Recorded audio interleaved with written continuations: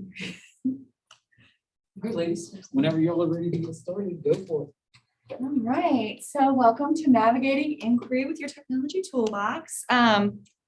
We are, let's see if it's in advance. I'm Kelly Hoggard. I am an instructional technology specialist in Virginia Beach City Public Schools. And I am Lizzie Samuelson, and I am a gifted resource teacher in Virginia Beach. So we work together to support teachers and students. We kind of have found that our two roles, we kind of don't have a lane, we share a lane. Lizzie's incredibly tech savvy. I was previously in the gifted world. So we just keep finding our paths crossing, and our passions are similar. And so we're excited to kind of bring to you a range of examples, K through 5, some different inquiry protocols and structures that we like to do in our building, and give you just some materials that hopefully you can go back and use in your buildings. So through our session today, we have 2 things that we are hoping to achieve. We are going to share some intentional ways that we can use inquiry structures within our classrooms, and also talk about how we can incorporate appropriate technology platforms to support our work with inquiry. So we want to take a look at inquiry because we know that coming back from COVID and trying to kind of recover from some of the troubles that we had with that, we really want to be intentional with the way that we're using our time. We know that we are struggling with keeping our students engaged, and inquiry is a research-based way that we can help to promote engagement and promote excitement amongst students while we're promoting learning. We also know that we really need to be aware of timing and pacing and intentionality with everything that we're doing.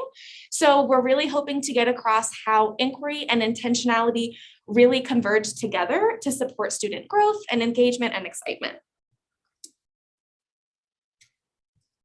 So when you think about inquiry, if you guys don't mind, if you have a tab open or your phone open, what do you already think about? If you'll go to this Mentimeter, it's going to build us a word cloud. And what are some words or phrases that come to mind when you think about inquiry-based learning? Can be based on your experiences, what you're hoping to get out of inquiry-based learning, or even some things that have happened when you have done it with students. So if you take a second, we will build the Mentimeter word cloud, and then we'll kind of take a glance at it together. Let's see if I can do this without.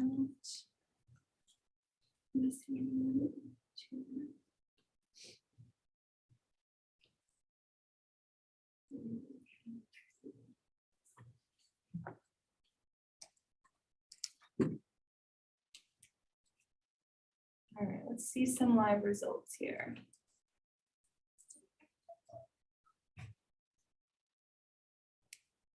All right, so engagement is big. We already know that when kids are curious and inquiring, they're staying on task. We have questioning, student-centered. Yes, we're going to show you lots of ideas and activities, and we'd love to hear ideas that you guys are doing that are student-centered. Deeper learning, strategic questions, researching, application. We have a whole section that we're going to talk about how inquiry with application, student agency. So all of these things are the backbone of really good pedagogy, right? This is all the good stuff.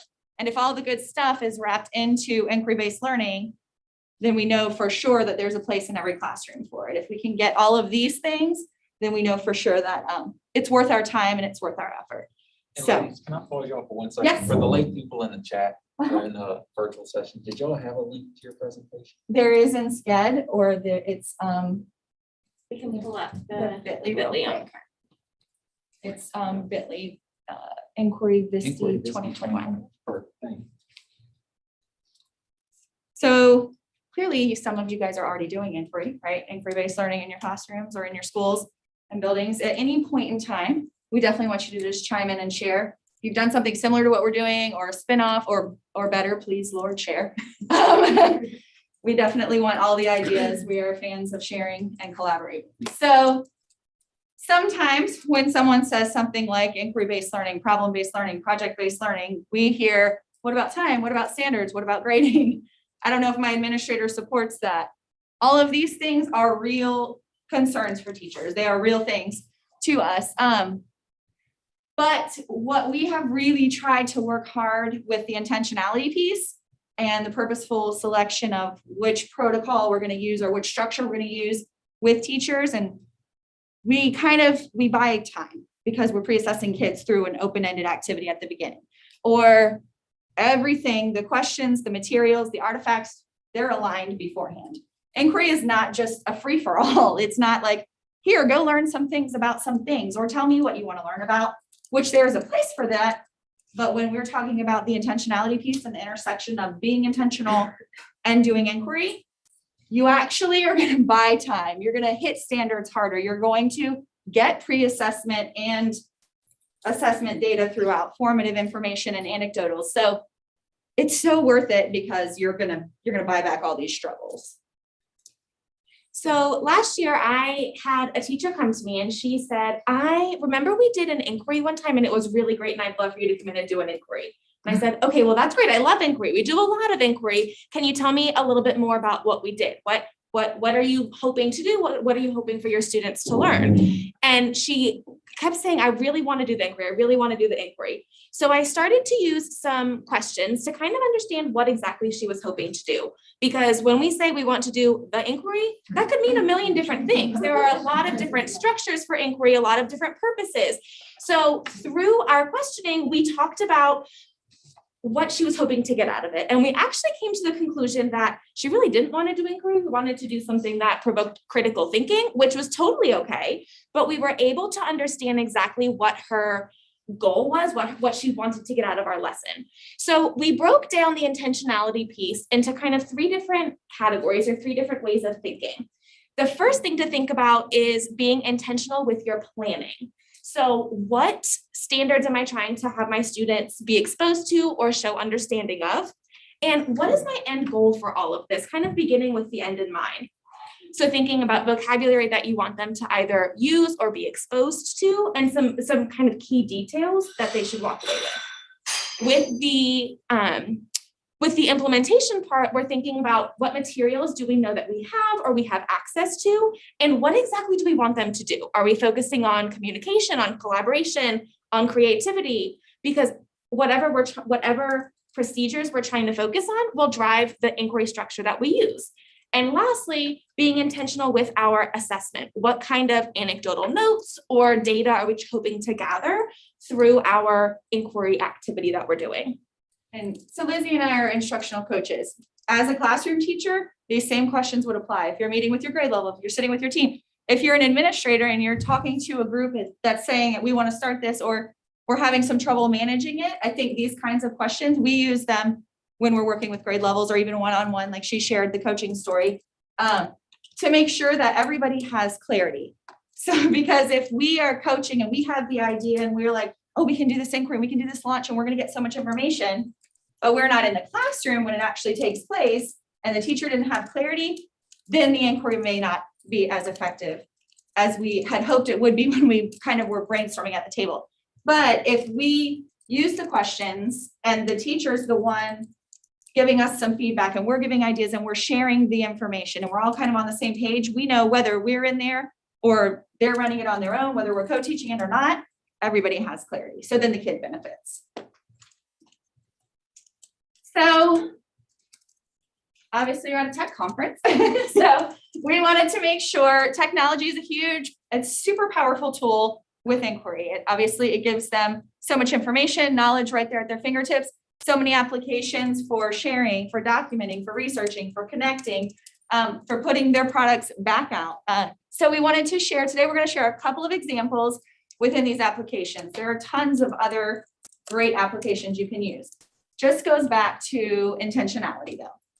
What does this application bring to this inquiry? Why are you picking that? Does it fall in, it's going to give us a great way to pre-assess? Does it fall in a place where it's going to give kids knowledge they need to make some sense of things? Or like a Flipgrid, is it an opportunity for them to share their learning, their understanding?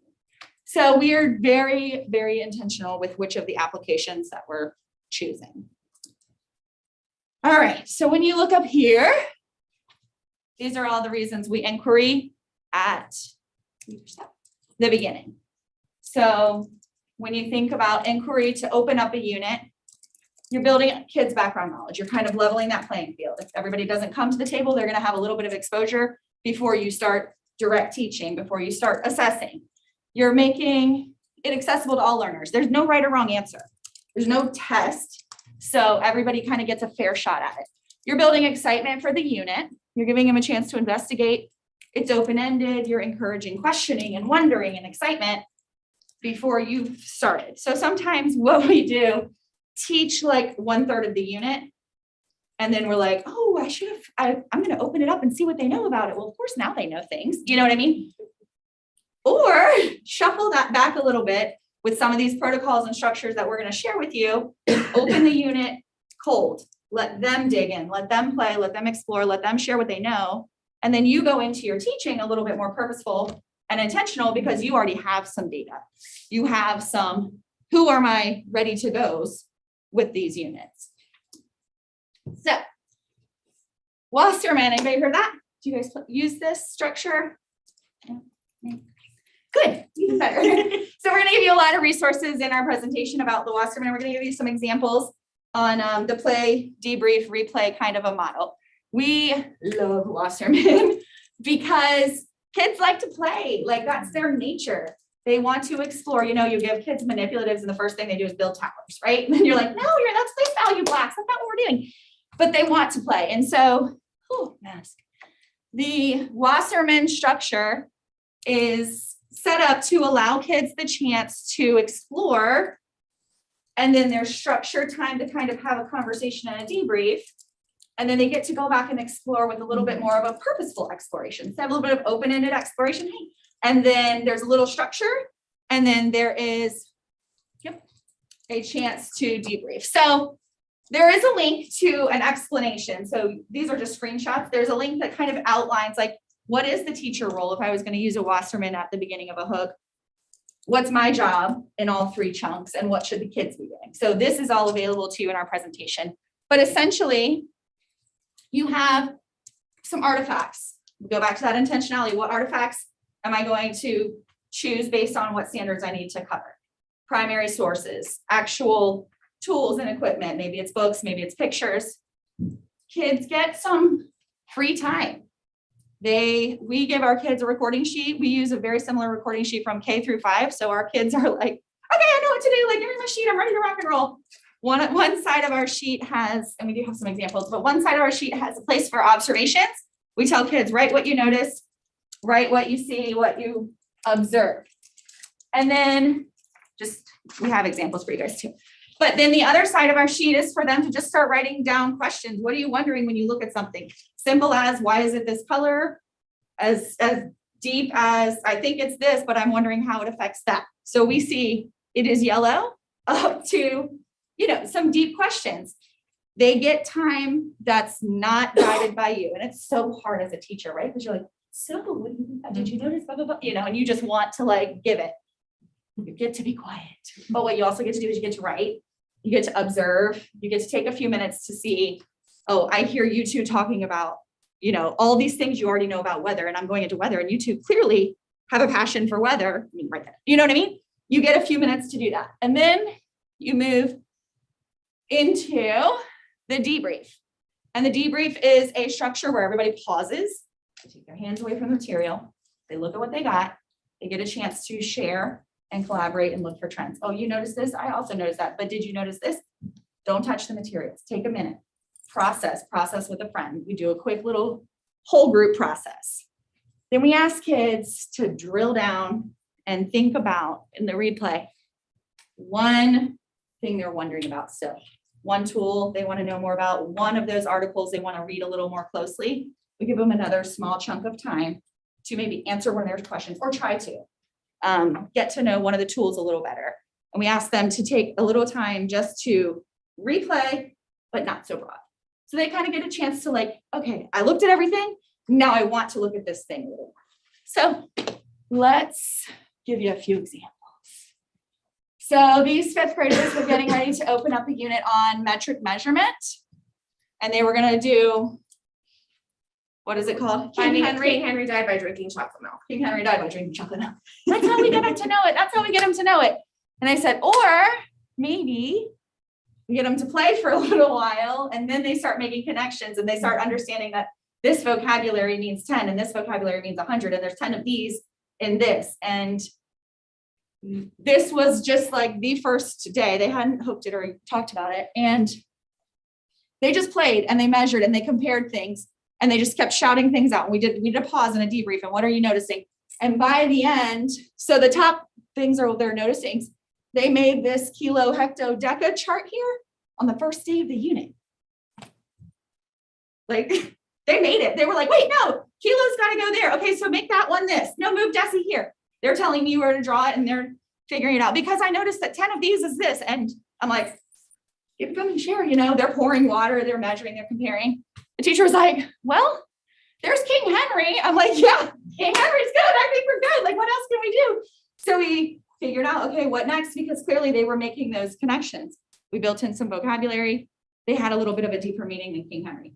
We could still say King Henry, but they understood it at a different level. And I think what's really powerful about this example specifically is we were at the table in collaboration and the teachers kept saying, we really dread this standard that's coming up. We cover it for a week or 2 weeks and the kids still never understand it. So then by giving them this inquiry-based opportunity where the kids were making meaning of learning themselves, they made more growth in one day than what they normally see in 8 days of instruction, which was super powerful. Because the connections were not ours to make.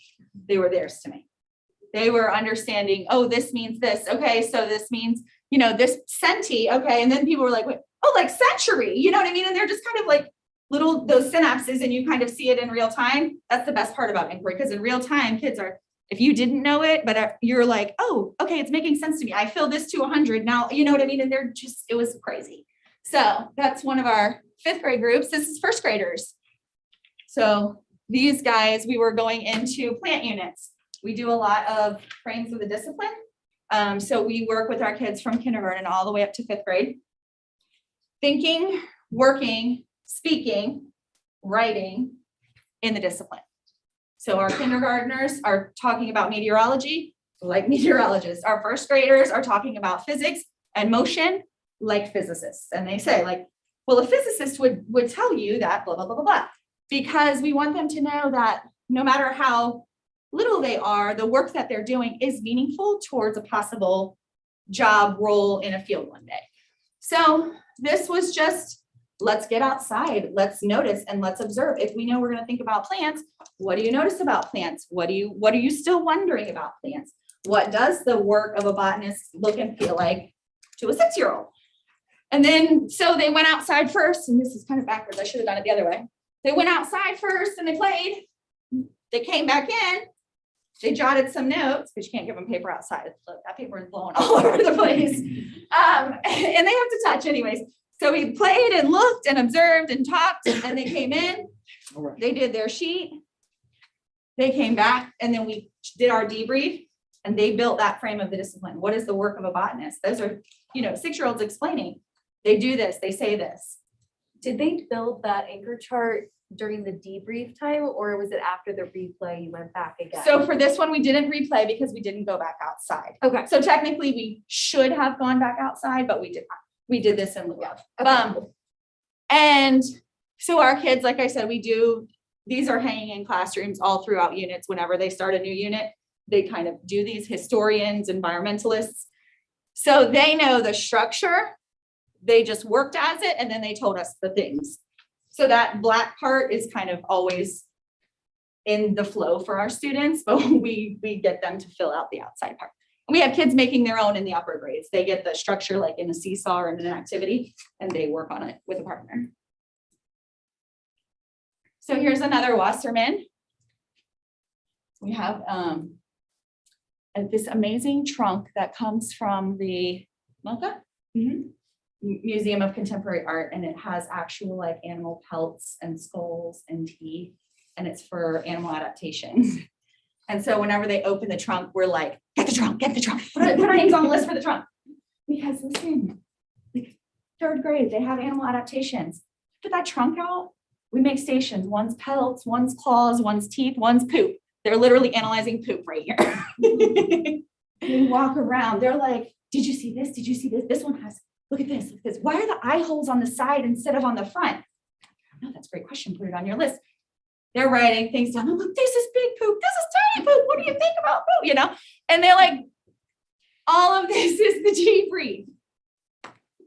All of those questions and observing. And then with this group, we kind of did an overall, okay, so if you noticed all those things, all these animals have different things. As we're going through the unit, we go in, and I'm going to show you a structure in a minute, but it doesn't take us long to make this big generalization. That's the essential question is for the unit. So they were just like playing with fur and pelts, and they were like, wait, some of the fur is thick. Okay, and then we got to the point where I was like, I think this is a coyote. I think its eyes are here because, I think its teeth are here because, and they're just talking. So it's very powerful for kids to be able to play and touch artifacts. Now, last year and the end of the previous year, there was no artifact touching or very limited artifact touching. We're just finally getting back to a place where we can share materials and get out all of our primary sources. So we're trying to do that like every day, you know. But we didn't want to give up on it. So we went to some of our virtual tools. This is an activity that we built. Our first grade team was doing a junior grade book story, and the kids were having some difficulty kind of understanding the culture because the story was taking place in Japan and there was a little bit of vocabulary and they were referencing some things and they were like, we just feel like they're not going to have as good of an understanding as they could. So we said, time out, before you start the story, let's do an exploration. Let's take them to Japan. So I don't know how many of you use Nearpod. Yes, yay.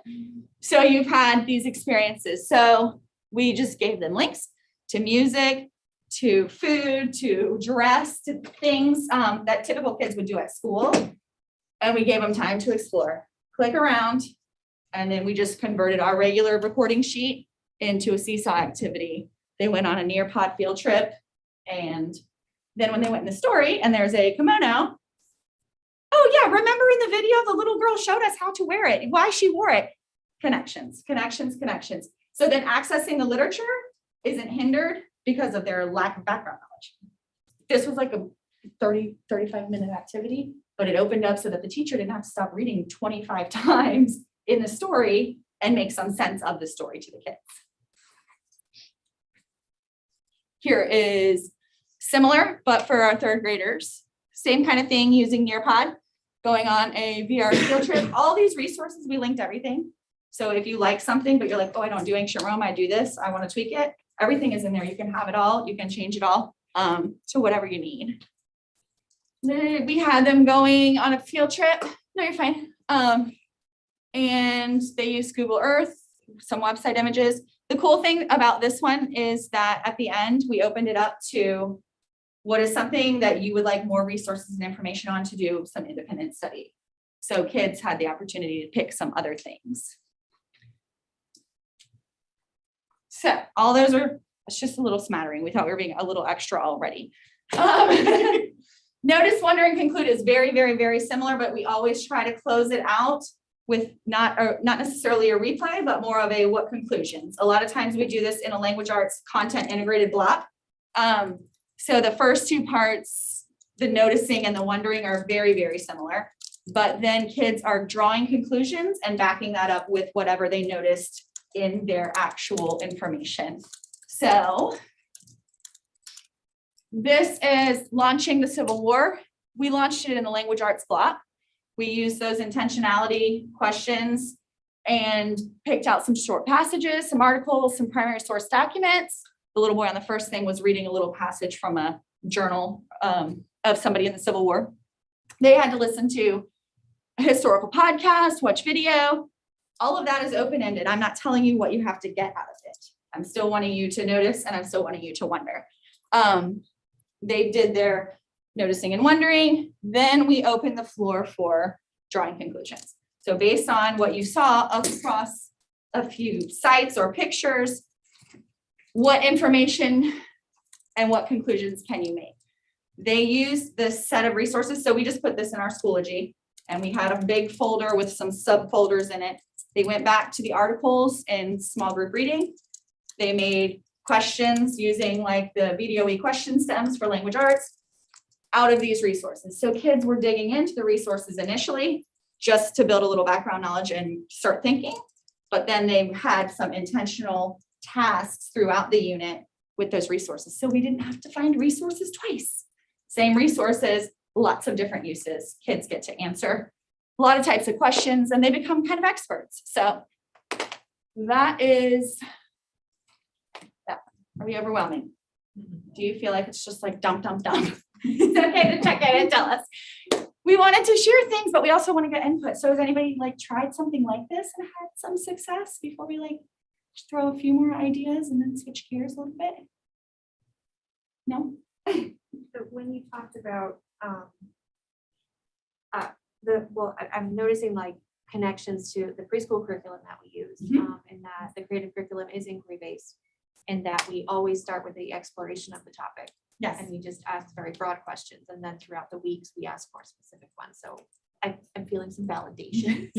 So play. That's kind of what happens though. And there's research, but we won't bore you with research, but there's a ton of research that says that kids are willing to ask questions and make mistakes and come up with like dozens and dozens of ideas and observations until third grade.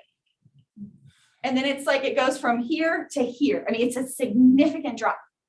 And then they don't want to ask questions. They're nervous that they're not giving the right answer. I mean, you could probably correlate it to high stakes testing, but you know, like is there a right answer? What did you want me to see in this? I didn't want you to see anything. I wanted you to see what you saw.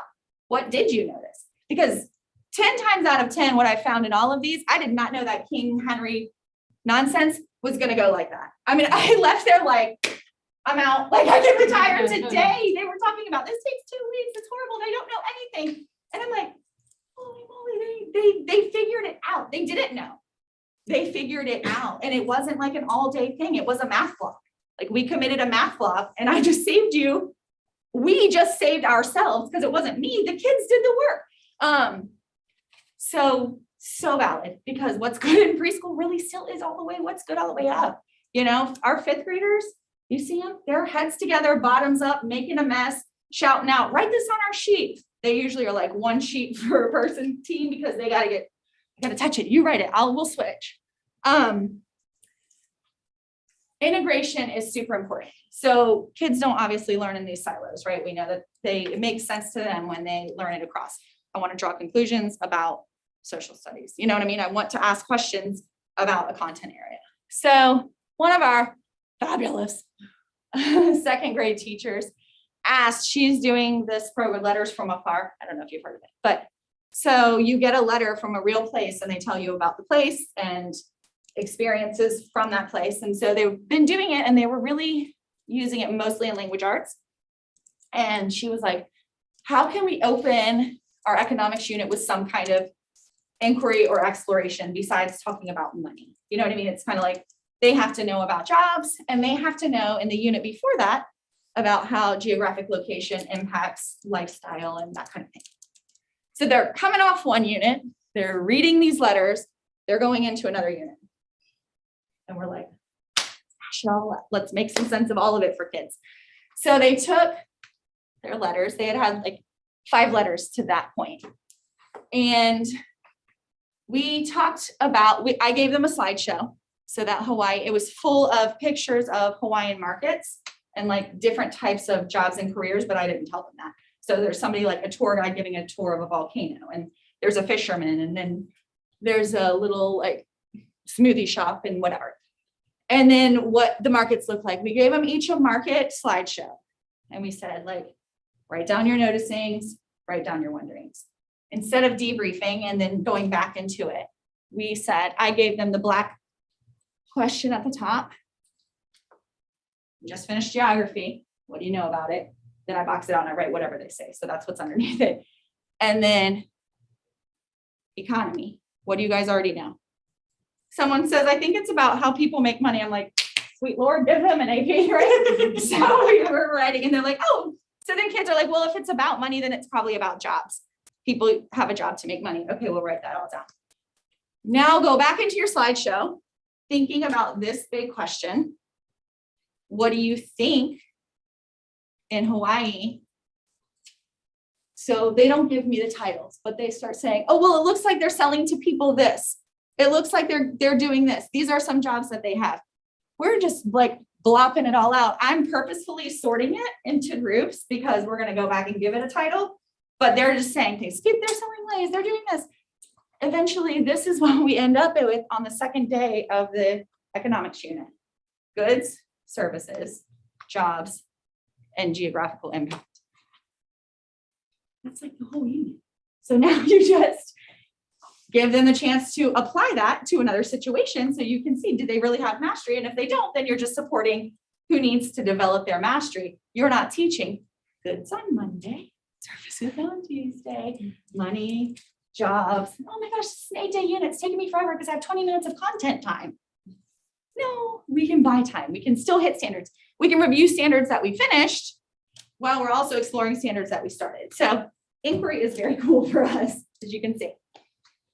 We'll buzz through. Scientific investigation. We do lots of scientific investigation. Try to do it at the beginning of units as hooks to get kids excited. This was a matter one that we just did. We left it over the weekend.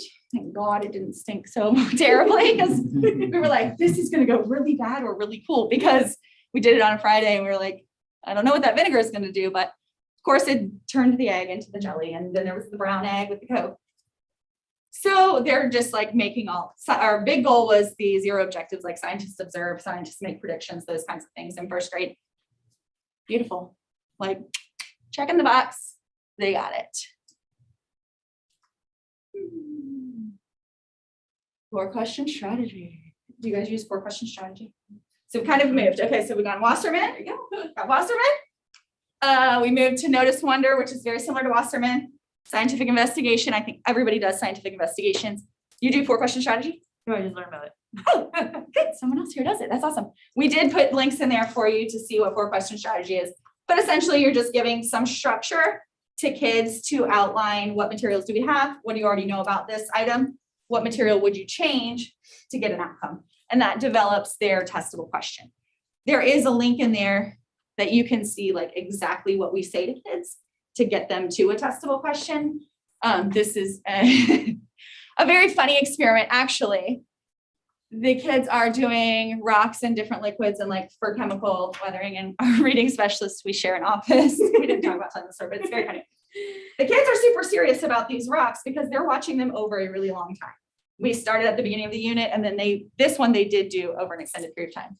So, and I think it might've been May Alice's group. No, don't change a variable. Don't touch the part. This is serious business. She comes in and she's like this. She goes, what are these rocks for? And the little girl's like, no, we've been on that project for 3 weeks. We've been watching it. And so it was perfect time because she was like, you just ruined us because our constants were this and our independent variable was that. And now you've added another variable. So the learning was good, but like the frustration, it was funny. She was like, that's why I don't do science. I went back to the reading. I know. So it was funny. Here's another just opportunity for kids. We did with some scientific investigation and working backwards, like what's wrong with someone else's science experiment in an inquiry type of model. So if you're old enough, Lizzie is not, to know about Rosie and the quicker picker upper. So they watched Rosie's experiment in her diner where she thinks that one paper towel is better than the other. And she shows them and how many like whatever milliliters of water it can hold and all of this. This one holds 1 coffee cup, this one doesn't. So I gave them a recording sheet and it's linked in there where they had to grade Rosie on her scientific experiment. And then they went backwards after Rosie's was terrible because she didn't have all the parts she needed. They had to design and create one and work through the process backwards. So the materials for that are in there just because they learned a lot of stuff by checking someone else's work. So, Nearpod, we use Nearpod for 3-act tasks. Do you guys do 3-act tasks in math? You do? A little bit? Yeah. Do you want to tell us a little bit about using them, or it's okay if you don't? I hate when people call me. No, I mean, the way I do it is I usually start with kind of that image or a short video. And then we kind of talk about what do you see, what do you notice about this, and kind of generate those additional questions. And then I give my students kind of some time to work on it and then share it, like come to the board, share out what they're thinking, or on Nearpod, share out on their board what they're thinking, and then talk through different strategies that they use. to solve that. That's very, very similar to exactly what we do.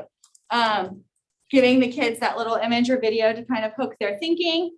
What are you noticing? What observations? What predictions can you make? Then they move into what's missing for me to have a better understanding, like what information do I still need? What kind of clues, that it's kind of the middle section there. And then they get the opportunity to get some more information and then apply that to their previous answer. What I think is really neat about this structure is that we've used it as a pre-assessment for a unit. So what can the students already do related to this skill? And what's really nice about Nearpod is that it will give you a PDF report of all of your student responses. So it gives you really useful anecdotal data. It's also a good structure for kids to practice skills throughout the unit. And it can be used as an assessment when you are ready to kind of wrap up working on that skill and move on to your next standard. So here are some students working on a second grade little sister 3-act task. They had to figure out these two, which one's taller, I believe, or How much taller the big How sister much was taller, than sorry. than the younger sister. so they work through, what do you need to know? I need to know at least how tall one is and the other is. And so then they had to, at the end, reflect on their task. So now we are going to move into talking about using inquiry to apply what students have already learned and are currently learning within your unit of instruction. What's really helpful about using inquiry to apply learning is that students are involved in relevant and real world experiences. And it's not just some worksheet where they have to practice a skill. There's context that goes along with it, which helps them again to continue thinking within the discipline and making connections and really using higher level thinking skills to show what their understanding is of different concepts. So one of the activities that we have done using Google Earth and specifically a Google Earth Voyage is tied in with language arts. So when we're working with teachers to pick literature, we really try to expose kids to books that they wouldn't normally hear. We don't want to give the traditional books that you read from kindergarten to first to second grade. So we found this Google Earth Voyage that takes kids to different countries. And at every stop at a different country, you can explore what the land is like. There's sometimes like people, you can go into a museum, but then there is a read aloud of a folk tale that incorporates elements of that country's culture. So we started by exploring those different countries and cultures, making connections between what we observed through Google Earth and what we saw happening through the folk tales. So you would want to pick really one language arts standard to focus on with your fiction focus, so that it's kind of all streamlined. So you could focus on maybe characterization and how are character feelings incorporated through different countries? What kind of conclusions can we draw about what life is like there?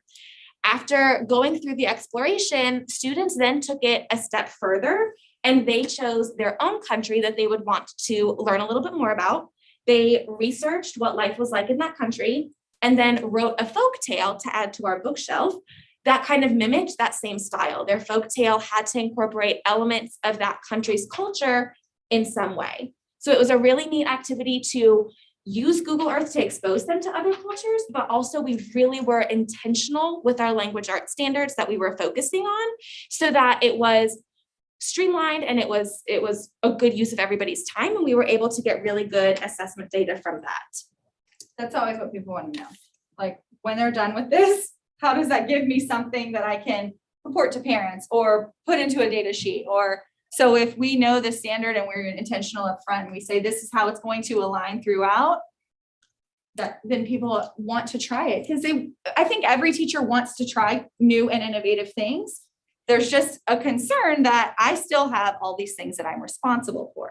And so we want to make sure that we understand how those are all kind of married together.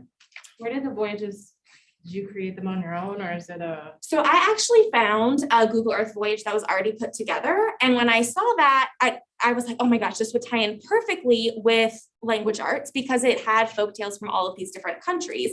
Again, we try to be really intentional with the tools that we're using and making sure that everything that we're doing has a purpose and we're not just choosing a random tool to say, oh, today we used Google Earth. We want it to be really focused. I think this voyage is linked in our presentation. It is, yeah, on the speaker notes. There's a link to the whole Google slideshow that I had with the Bitmoji library and the Google Earth Voyage and everything. From a math perspective, a structure that we use a lot to promote inquiry-based thinking is open middle. Now, what's neat about open middle is that it has a closed beginning and a closed end. Every student has the same structure to start with, and we are looking for the same kind of end result. But the way that we get there, that middle part is really open for students to find their own way to get there. So I've got a couple examples here.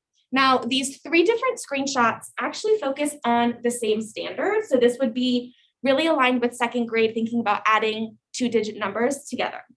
So if you look at that top example, that would be the most structured and scaffolded example, because we're given that middle add end and we just have to use digits between 0 and 9 to think of another number I could add and then what that total would be.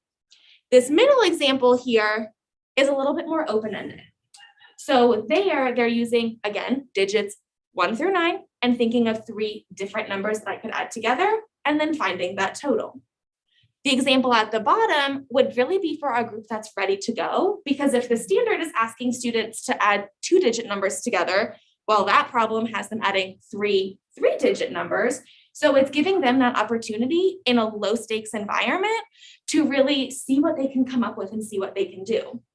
Another way that open middle kind of naturally differentiates itself is that some students might come up with 1 response and some students might come up with 12 responses and they just keep on coming up with them, which I think is a great natural way to kind of encourage that curiosity that some kids have, while also kind of honoring the fact that for some kids, they're not ready to make that many answers yet, and that's totally okay. The other thing I'll say about open middle is that, like we were talking about that preschool play vibe, it has a little bit more of a play vibe because it's number tiles. You push them up. If they don't work, you push them to the side and you try something else. Versus I wrote out this whole problem and then it didn't work. Now I have to either scratch through it or erase it. Everyone can see that it didn't work out. So it's a little less, they can take more risks and not feel so committed to their answer. And we find that our kids who are hesitant about getting things wrong like this kind of a structure, because they'll push it up and then it's not a big deal. Just push it down and try another number. And so I do think there's a benefit to that. We usually use this structure within a collaborative type of environment. So either working on it with a partner or having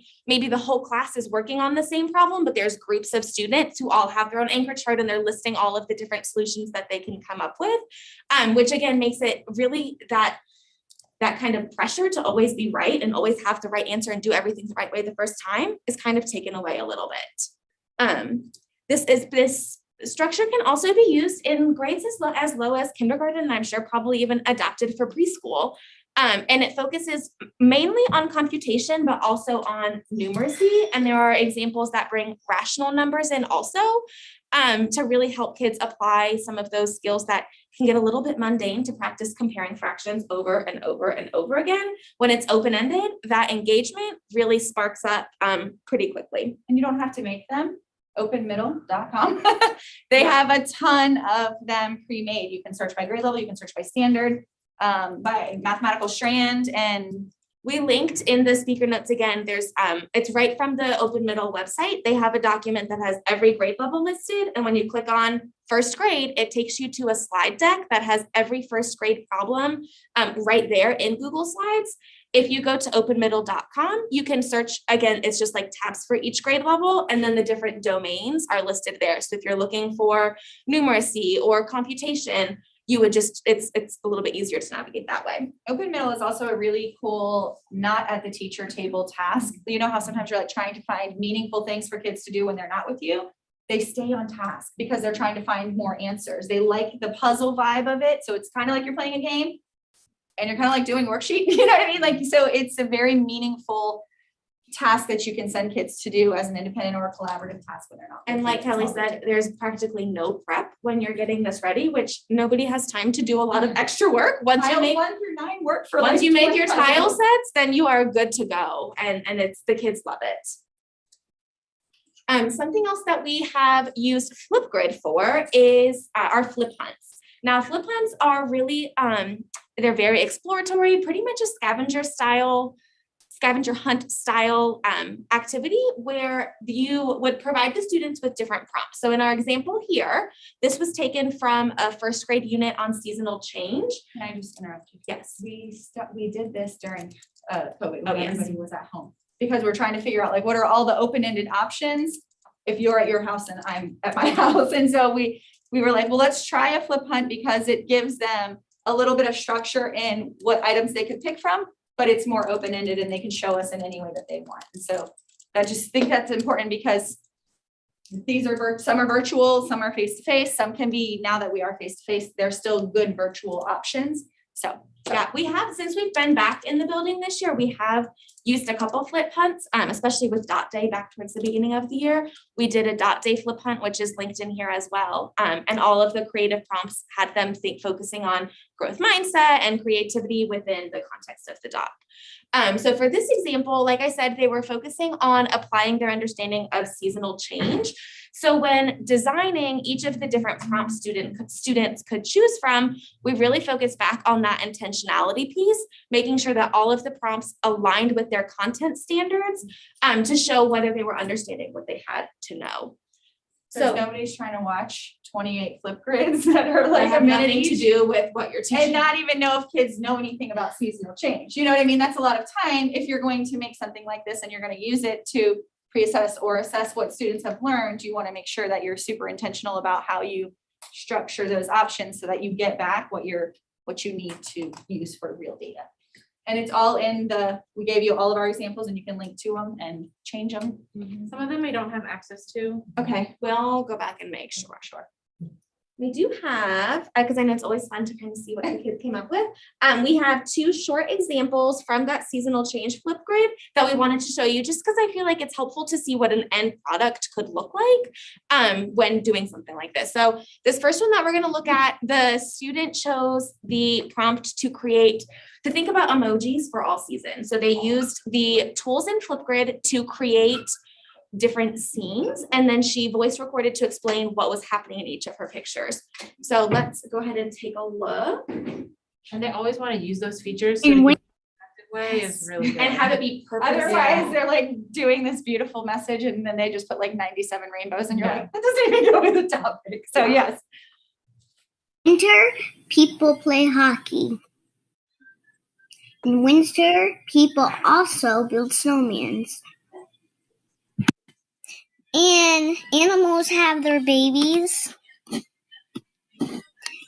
In spring, and bees and birds like the smell of flowers.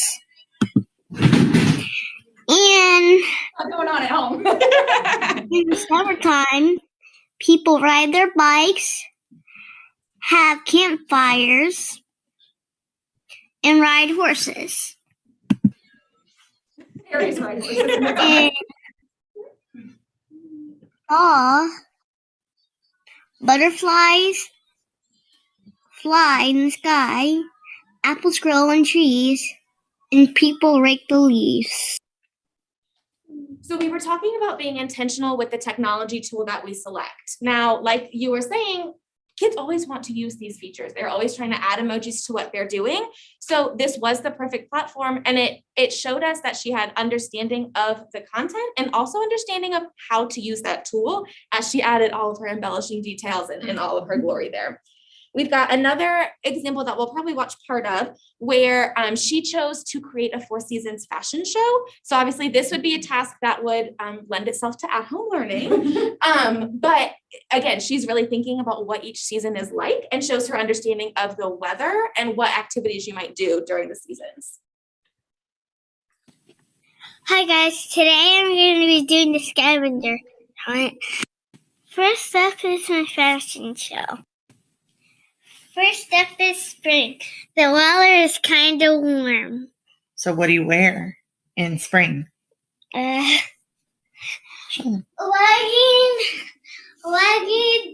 and a shirt tied up. Okay. Hi guys. In the summer it's really warm, so I wear shorts and a tank top. But don't forget to wear sunscreen and sunglasses. Hi guys. In fall, it gets colder and colder. So this is what I wear. I wear a vest a shirt, and leggings. Bye. In winter, it gets pretty cold, so make sure you find the one. That.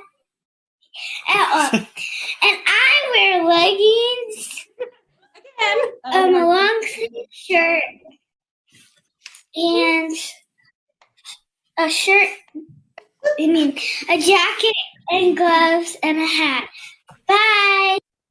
So as you guys could see, being intentional with the activities that we included in that flip hunt helped us to then be able to say, okay, yes, this student clearly understands that temperature changes in every season and that we're going to do different activities. Another tweak that some teachers have made is applying point values to the different activities and having kids have to earn a certain number of points through the activities that they choose. So if you're worried that your kids might only choose one thing to do and you're not gonna maybe get enough information on what they understand, applying point values can help with that as well.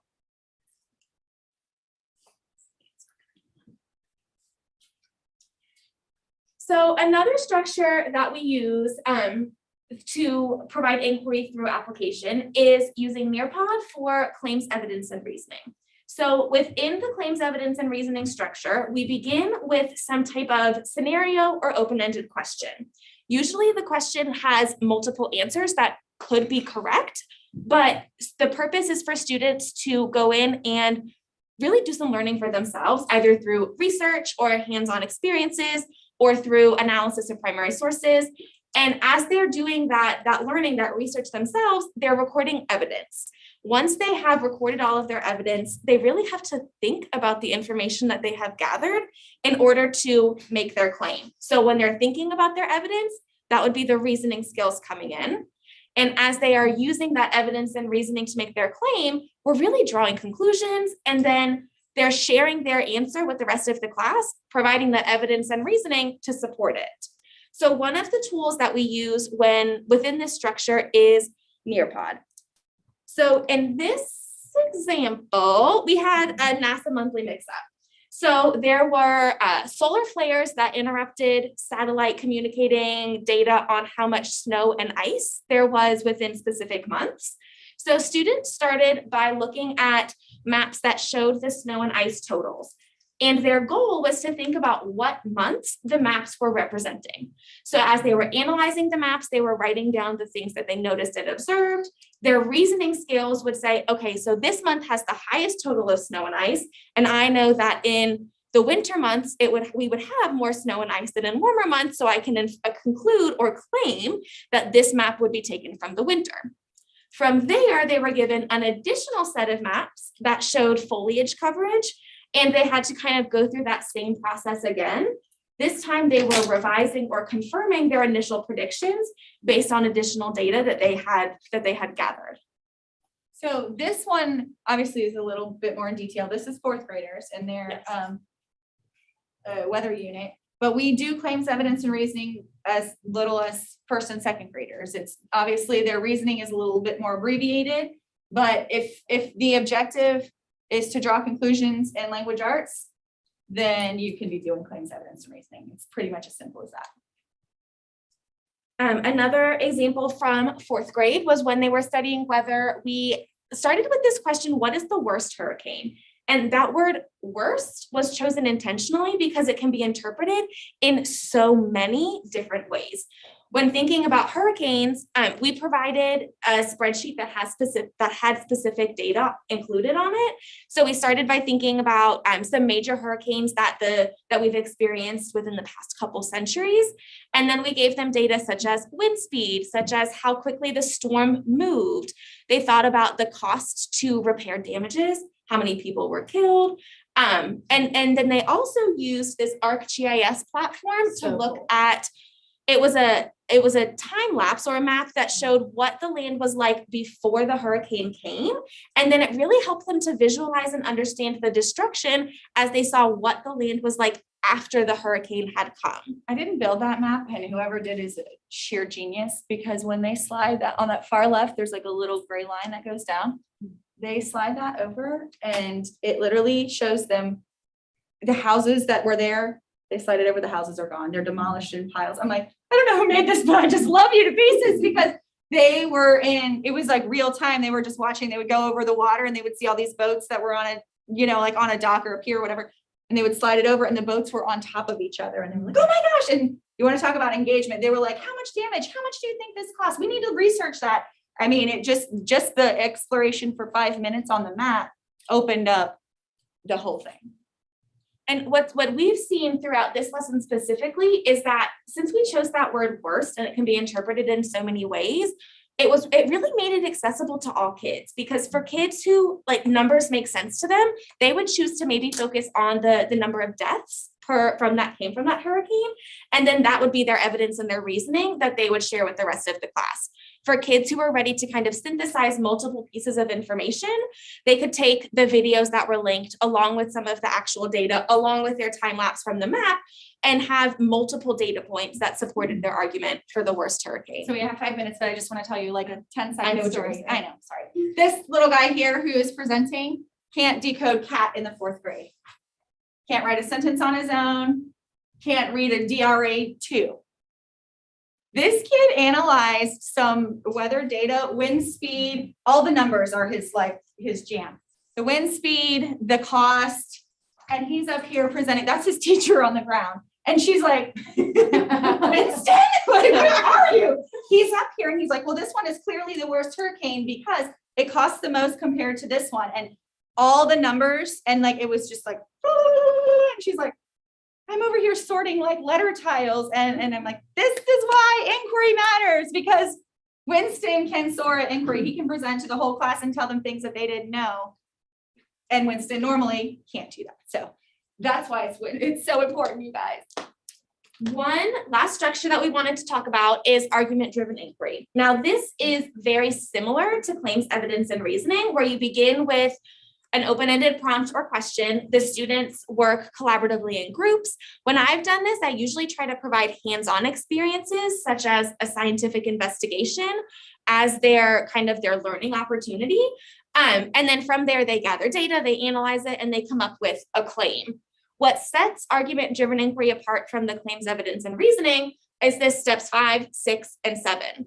So steps 1 through 4 really are very similar to the claims, evidence, and reasoning. But after sharing those initial findings with the class, they then go back and take feedback that they were given from their classmates, and they put it into typically a written report. Now, this could be pretty brief. This could be more elaborate based on your students and grade level. But from that, then they do a little bit of a peer review. So that's where you're really aligning this with the writing process, as kids are peer editing, peer reviewing, giving feedback to other people. And the final step, once they have made their last set of revisions, is submitting it to the teacher for their actual grading part of it. So it's really focusing on thinking within the discipline, because when you're a professional, you do all of this learning, you do research, you learn new things, but then what are you going to do with that information? So sometimes it would be a written report that they would create. Sometimes we would choose a different product based on whatever discipline we were thinking in, whatever kind of product would align with that modality. One example really quick, when we were learning about electricity and electromagnets, we used the open-ended question, how can an electromagnet be designed to pick up at least 50 paper clips? So from here, we were then able to focus on very independent and dependent variables as the students discussed, okay, well, I'm gonna build this electromagnet, and then this is the one change that I'm going to make. Since I'm making this one change, I know that I'm looking for this reaction. I'm gonna keep these things constant. And it really helped to align this structure, which could seem open-ended and kind of intimidating, directly with what our standards and our focus was. So we totally don't give you any time to explore because We we just talked talked so so much, much. right? So a little minute. We wanted to give you time, that way you could ask questions. We definitely would love any questions, any kind of feedback. We will make sure that we check all the links. Everything is available. If you want a recording sheet to take back, we did print some. We set up like a little Wasserman of like what it might look like if we brought in some artifacts. We also printed out, there's little orange cards back there that have those questions, the attentionality questions listed, if you'd like to take those back for your own planning. Thank you. We're sorry if it was. Thank